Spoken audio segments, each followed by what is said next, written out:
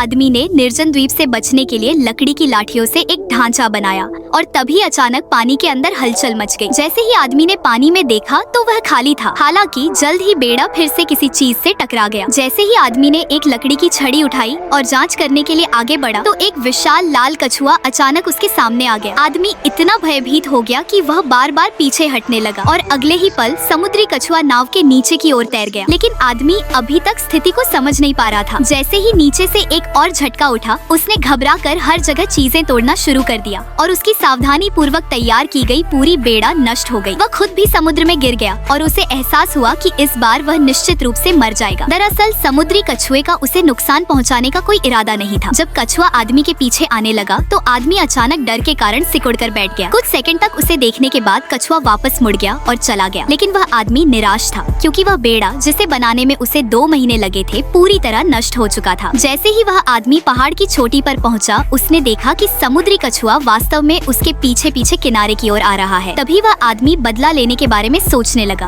क्योंकि कछुआ अपनी इच्छा से उसके पास आ रहा था। बिना किसी हिचकिचाहट के आदमी ने उस पर एक कुंद वस्तु से कई वार कर दिए। गुस्सा निकलने के बाद भी उसे राहत नहीं मिली और उसने समुद्री कछुए को उल्टा कर दिया और जोर जोर से उसके ऊपर उछलने लगा। फिर वह संतुष्ट होकर वहाँ से चला गया। आधा दिन बीत जाने के बाद जब वह आदमी उसके लिए भोजन लेकर आया तो कछुए को देखकर हैरान रह गया क्योंकि कछुआ मृत अवस्था में पड़ा हुआ था। वह आदमी तुरंत पश्चाताप से भर गया क्योंकि कुछ देर बाद कछुए की लाश ऊपर तैरने लगी। आदमी उसे पकड़ने की कोशिश करने लगा लेकिन समुद्री कछुआ ऊपर और ऊपर उड़ता गया। उसी समय वह आदमी नींद से जाग गया और उसे समझ आया कि अभी जो कुछ हुआ वह सिर्फ उसका भ्रम था। वह तुरंत दोषी मन लेकर समुद्री कछुए के पास पहुंचा। करीब से देखने पर पता चला कि समुद्री कछुआ मरा नहीं था। अपनी गलती की भरपाई करने के लिए उसने जल्दी से पत्तियों का उपयोग करके समुद्री जल उठाया और कछुए को हाइड्रेट किया।